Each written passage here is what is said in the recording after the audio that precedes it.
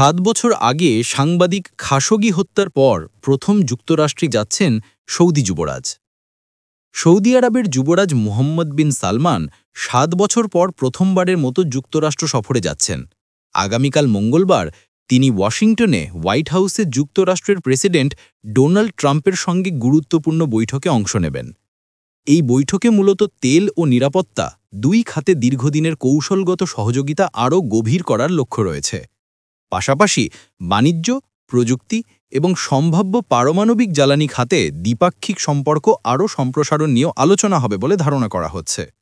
2018 সালে ইস্তাম্বুলের সৌদি দূতাবাসের ভেতরে সাংবাদিক ও সৌদি রাজ পরিবারের সমালোচক জামাল খাশোগি হত্যাকাণ্ডের পর এটাই যুবরাজ সালমানের প্রথম যুক্তরাষ্ট্র সফর।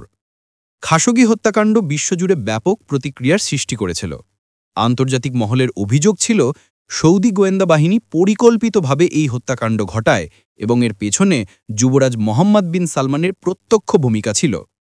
পরবর্তীতে যুক্তরাষ্ট্রের গোয়েন্দা সংস্থাগুলোর মূল্যায়নেও উঠে আসে যুবরাজই খাশোগিকে অপহরণ বা হত্যার অনুমোদন দিয়েছিলেন।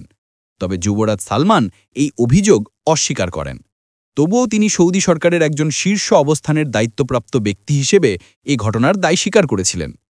এ সফরকে ঘিরে আন্তর্জাতিক অঙ্গনে ব্যাপক আগ্রহ তৈরি হয়েছে, বিশেষ করে দুই দেশের ভবিষ্যৎ কৌশলগত সম্পর্ক কোন দিকে এগোবে তা নিয়ে।